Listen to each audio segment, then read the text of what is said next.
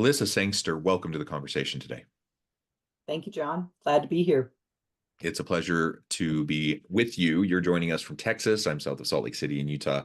And today we're going to be talking about the issues affecting women's abilities to seek, prepare for, and attain business leadership positions. Now, obviously, there's a lot to unpack there. We only have a little under a half hour to explore this, so we're only going to scratch the surface. But there are some really important issues that we can highlight. And we really encourage the audience to carefully think about this, whether you're a female looking to advocate for yourself or others, whether you're a male trying to be an ally. I think all of us need to do a better job of better understanding how we can support women to give them an opportunity to have the types of leadership roles that they deserve and that they're going to be excellent at and excel in. As we get started, I wanted to share Elissa's bio with everybody. Elissa Sangster serves as CEO of Forte and brings to the role extensive knowledge of issues affecting women's abilities to seek, prepare for, and attain business leadership positions, drawn from her prior experience as assistant dean and director of the MBA program at the McCombs School of Business at the University of Texas at Austin. There, she oversaw all activities related to the full-time McCombs MBA program, including marketing, admissions, student services, and alumni relations. Before McCombs, Elissa was assistant director of the MBA program at Texas A&M University's May School of Business. Elissa currently serves as treasurer and board member for the 30% Coalition. She is past chair of the Graduate Management Admission Council Annual Industry Conference and formerly served as the chair of the MBA Student Services Professionals. Elissa sits on the board of Forte as an ex officio member. She enjoys reading, running, cooking, and is a champion for women in business. I love everything about that. A pleasure to have you. Anything else you would like to highlight by way of your background or personal context before we dive on in? Sure. John, I have been doing this for 20 years, this particular role at Forte. So I was the first employee when we got this organization started. So it's interesting to hear the background. And then, of course, just the work that we've been doing over these last 20 years to see the arc of all that's been achieved. So anyway, thanks for sharing that. Excited to continue our conversation. Very good. Very good. All right. So why don't we start just by framing up really what you think are some of those core issues. I have some other questions we're going to explore, but if you were to highlight, say, 3+ core issues that you think are the most impactful, the biggest roadblocks, what creates that glass ceiling, the glass ceiling, or other challenges. The glass ceiling would be a little easier to push through. But I think that what originally, when we started this organization, what we saw was that women looked around and didn't really have a lot of role models of leaders who they wanted to emulate and who they aspired to be like. We also heard from them that when they thought about their career and their future, there wasn't really a lot of people that were saying, oh, business careers are amazing. And here's how you do that. And here's the steps to attaining business leadership roles. They were, concerned about also like the reputation of business. Like, what is it that I'm actually getting myself into? Am I going to be able to do something good and meaningful with this career path? And those things kind of were clouding people's understanding of what a business career looked like. And, it's easy to be a doctor or a lawyer. Those you have those in your head. They're on TV. You meet them in your daily life. Maybe attorneys, not so often, but doctors every day, And so what does that mean to be in business? What does it mean to be a consultant? What does it mean to be in finance? Those were a little bit more foggy for people and for women in particular. So again, as you start out on that journey, I think that was our first concern, was how to demystify and how to really open doors and help women connect with business as a career, as a potential education pathway, and then also into those leadership positions. Yeah, that demystification, very, very important, especially, we're well into the transition that we saw in our economy in terms of female participation in the labor force. We're decades into this, right? But we still see major gaps in terms of wage disparities, in terms of women in leadership roles, either in C-suite or on boards of directors, et cetera. Right. So there's still a lot of gaps, despite women actually making up more than 50% of the labor force in many parts of the country and even other parts of the world. And I think here in Utah, the last I saw, I think it was something like 54% of the labor force in Utah is female. Right. But we tend to rank at the bottom, in number one, two, or three spot for the worst in whatever category, for female equity, leadership, pay differential, all those things. Like, we have more women in the workforce than men in Utah, but disproportionately they are having worse experiences. They have worse opportunities, etc. So we need to do better. We can do better, and demystifying all of that and helping women understand, what options are available, why they're appealing, how they can qualify for those opportunities, etc., is in some cases a mindset shift. In some cases, it's breaking down barriers and systems that are holding people back.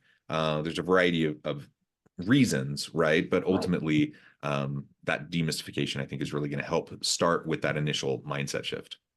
Yeah, I think that, what we do at Forte a lot is try to break some of that down. And one of the things that we rally behind is this idea of pursuing an MBA. And that that degree path is something that's attractive to people with kind of a growth mindset, because that's what business is about. Business leadership is growing, changing, starting your own company, helping another company change and do better.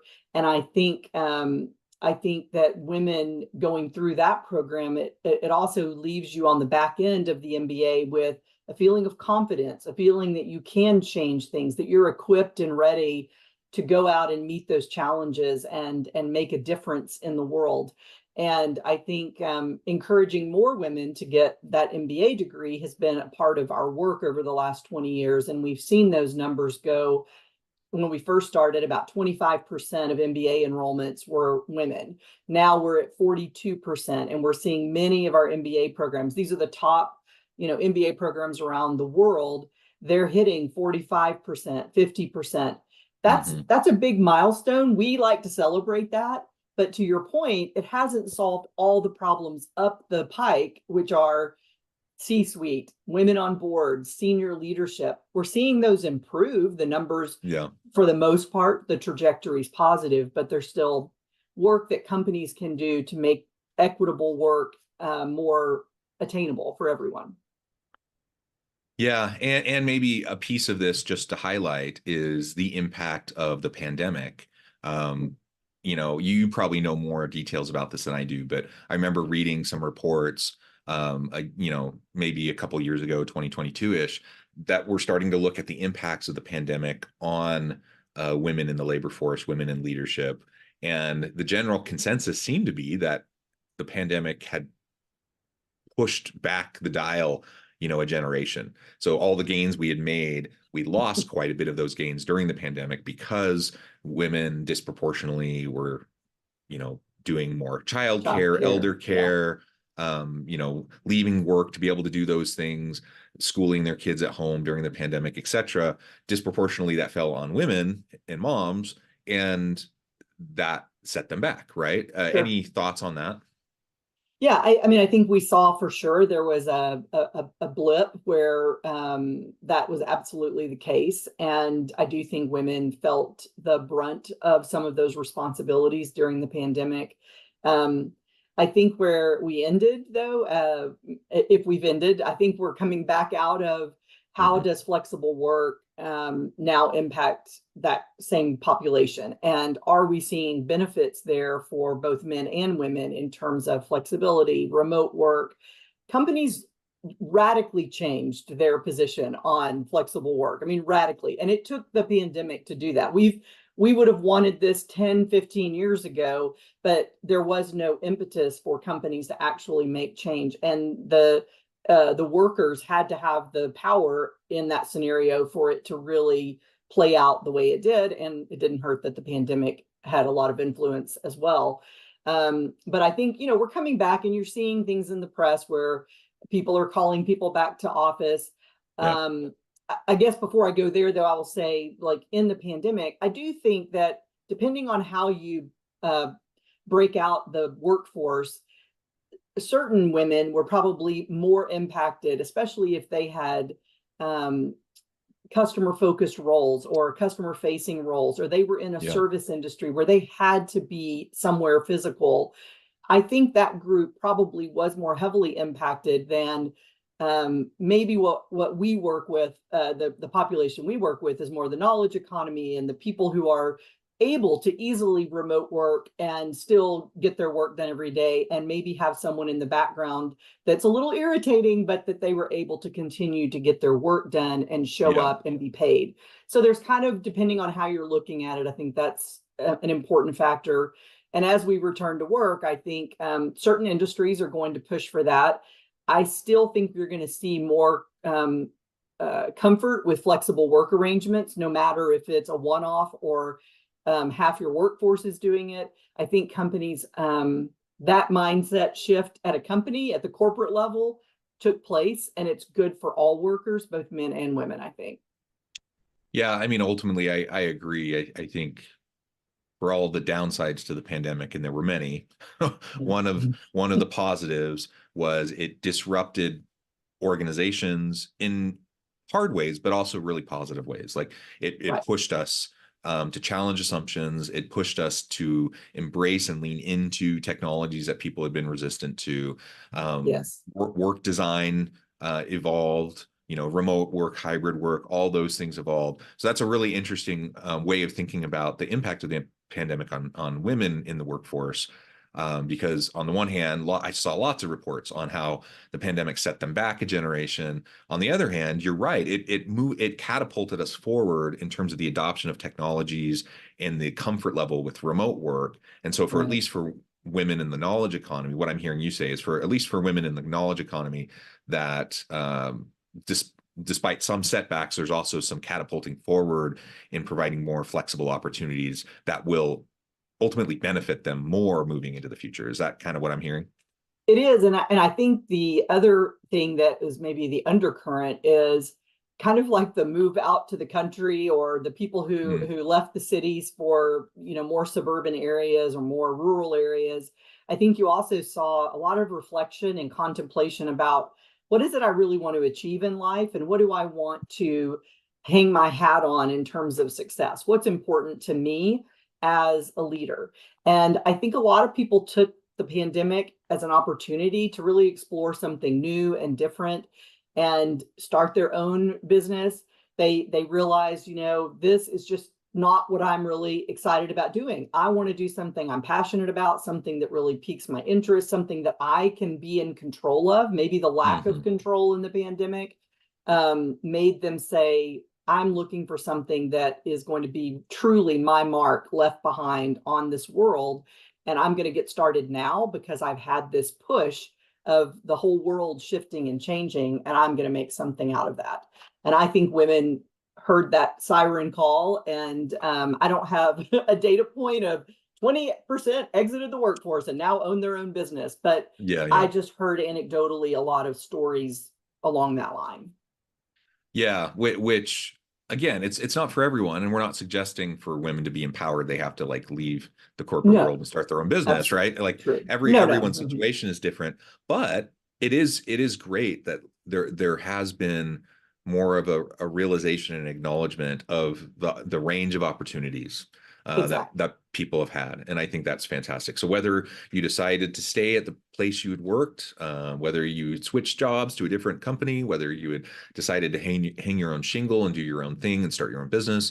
I mean, all of those are completely valid choices, and just the fact that we have a range of opportunities to really do cool, great things, that's empowering. That's Exactly. exciting. So I think that's wonderful. Something you referred to a minute ago was this idea of the return to work mandates. So Mhm. more and more, we've seen some high profile ones like Elon Musk.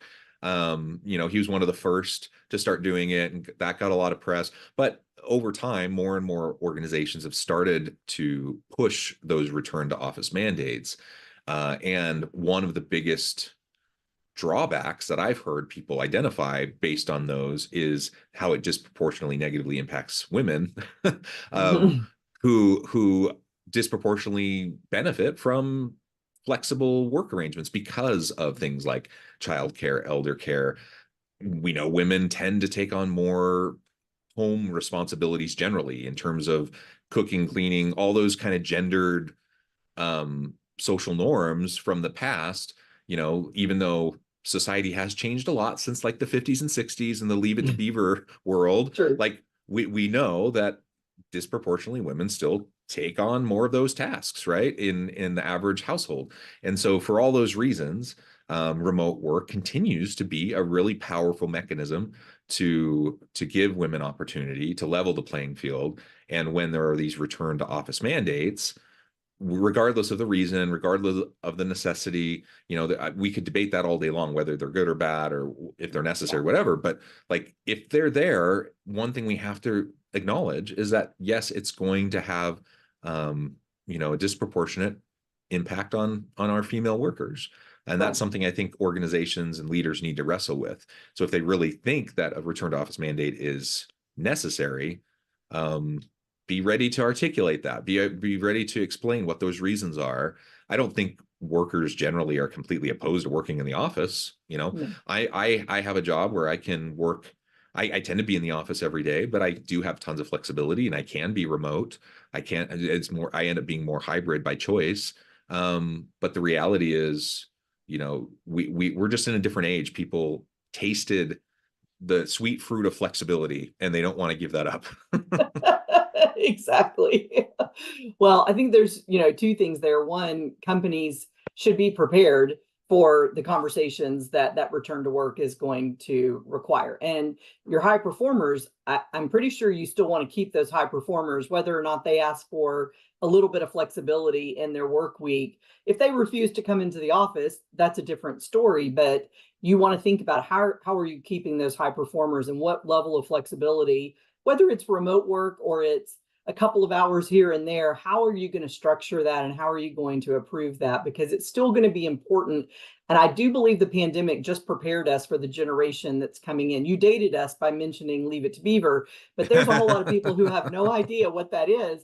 And they're walking in and saying, I have to have flexibility, whether it's for parents or childcare. It might be because they want to go snowboarding next weekend, and that's important to them, right? Yeah. So we got to think, that's what I meant by we've hit a tipping point and we're now back into this, we are now into this flexible world, and it's still going to be a part of our everyday conversations for a long time coming.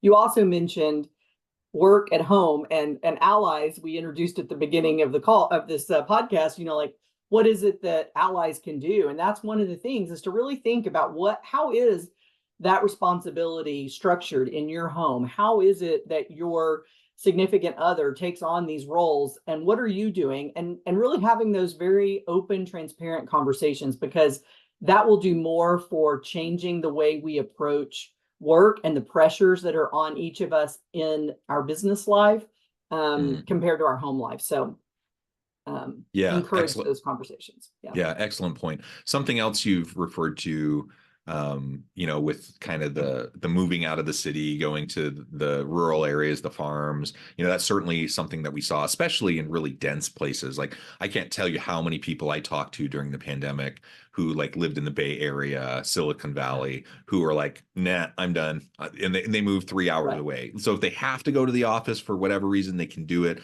But otherwise, they're not doing that. They're not doing the 2-hour commute each way. They just opt out of that, right? Yeah. And we saw that happen all over the country. And sometimes it was just working remotely for the company that you're in, but a lot of times it was people choosing to pivot, choosing to shift and do something different, either a new company, starting their own business, or whatever. Any additional thoughts on like how women can pivot effectively after they're already in a career path, and maybe now they're deciding, I want to try to do something else? Maybe it's starting their own business, maybe it's shifting industries, maybe it's just taking on a new stretch role, something they don't really hadn't ever thought about before, and all of a sudden the opportunity presents itself. Any thoughts on how anyone generally, but women in particular, can pivot effectively?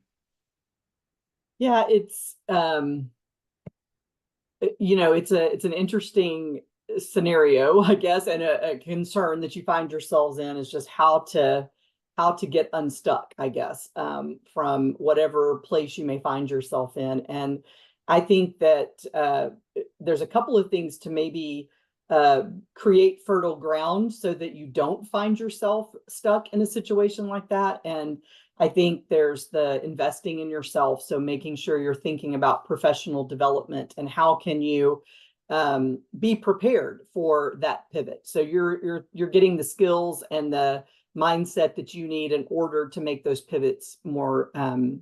easily.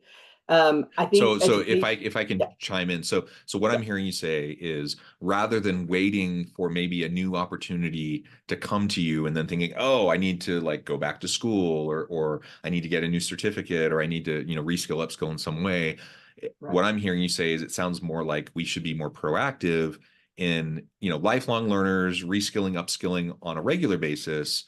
We don't know, we can't see the future, and we don't know what opportunities are going to come to us, but we can choose to proactively be seeking to upskill ourselves so that when new opportunities arise, like, we're ready to embrace them. Is that kind of what you're right. saying? Yeah, absolutely. I mean, just get the education, get the experience that you need, and make sure you're prepared for that pivot. I think that we hear women often say, they were working hard, they were doing a good job, they were coming in under budget on all their projects, they were making all of their goals and metrics. But then when they looked up and were thinking, oh, it's time to make a move, they had done nothing to really grease the Yeah. runway for what's that next opportunity. They hadn't reached out to three people on another team where they might want to work eventually. They hadn't listened to the headhunters who were calling them and saying, Mm. I've got 5 promotions for you, and what has your company done for you? They weren't asking for that next leadership role or plum assignment in order to get ahead. So there's just this it's important to always keep your eyes on the horizon and be thinking about what is that next step. Don't want to not do a good job in the job you're in, Yeah. but you want to make sure that you are thinking about the future. And so preparing for that has a lot of different, there's a lot of pieces of the puzzle to put together to then make that step. We of course encourage education, and we think, an MBA is like a big pivot. It's a lot of the full-time MBA programs.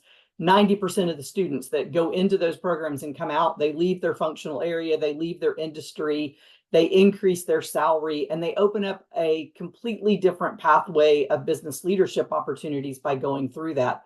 We, of course, don't think everybody wants to make that commitment and that choice, but it is one of the ways that you can easily pivot if you are feeling stuck wherever you are post undergrad. 3 to 5 years you've been working, you're trying to think about that next step. So that's kind of your early career pivot opportunity.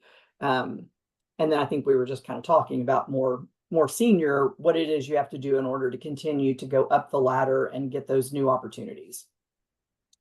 Yeah, yeah, I think that's excellent. And everything you just said applies equally to men and women, right? We just Of course, yes. it applies to Especially the everybody. MBA, it's for both. Yeah. Yeah, it's definitely for both. It applies to everyone. Mhm. But for sure, like, if if you're a woman listening to this and you're thinking, how can I get ahead? The mindset of, my work will speak for itself. I'm just going to work hard, put my head down, work hard, do great. I will get recognized for the good work that I do, and I'm going to get promoted. Sometimes yes, but a lot of times that doesn't quite work out. And I'm sure that everyone can think about either examples in their own lives or examples for loved ones or friends, family, whatever, where that hasn't worked. Like, you do have to proactively be the CEO of your own career, and map out your own opportunities for growth, because you can't expect other people to do it for you. Right. Also, we know that, again, disproportionately, leadership roles, senior leadership roles, have gone to men. Board roles have gone to men. The world is littered with subpar um, men in leadership positions who are like promoted to their level of incompetence, the Peter principle. So, like, that happens all the time. We also know Mhm. there's lots of research on how men are more likely to put themselves forward for a role, even if they have no experience or no skill set or background in that area, whereas women tend to, feel on average, thinking, if they see a job posting, do I meet 90+% of those requirements? And I'm not even going to bother applying Right. until I do. So Right. those kinds of differences mean that this kind of conversation is extra important for females, and it's important for men to recognize this, so that when you're in roles of authority, of power, and influence, that you can use your privilege to support the equity that I Right. think we all want ultimately, yet doesn't often happen because of the systems that are in place within our organizations. Right. And I mean, we've talked about if women are busy with their head down, getting their work done, and they don't raise their hand as a leader, making sure that you are aware that that is somewhat of a expectation that women are not going to do that. So you need to make sure you go and say, it's time for you to raise your hand, or I have this assignment. And just making sure that you're thinking about all of your people, not just men and women, but all of the other intersectionalities of Yeah, how yeah, people approach work. And I think the onus is on leadership and companies to create a work environment where all of the employees are going to thrive and advance. And that means there's nuance there. It's not one way. And business was created 100 years ago when there was only one way, because all of the men that came together to create those businesses, it was very comfortable for them to do it that way. But as everybody else entered the workforce, we've not adapted as quickly as we need to give everyone those opportunities for advancement. So I think that's right on. yeah, absolutely. Well, this has just been a really great conversation, Elissa. I know that you're going to have to go here in just a minute. Before we wrap things up, I wanted to give you a chance to share with the audience how they can connect with you, find out more about your work, your team, and then give us a final word on the topic for today. Sure. Great. Thanks, John. And I would say, Forte, what we do at Forte is provide programming and resources that's designed to support women through that entire career journey. So a lot of the things we've talked about today, we have programming and content and exercises and ways to connect with companies and business schools and your peers. And all of those things are available through the Forte website, and that's fortefoundation.org. And I guess my final, thought is really, thank you for bringing light to this topic. I think it's important for us to have conversations, men and women, leaders in businesses. How can we make the business world, a better place and equitable for men, women, and, as I said, all those other intersectionalities. Yes, yes. Thank you so much. It's been a real pleasure. I encourage the audience to reach out, get connected, find out more about what Elissa and her team at Forte can do for you. And as always, I hope everyone can stay healthy and safe. They can find meaning and purpose at work each and every day. And I hope you all have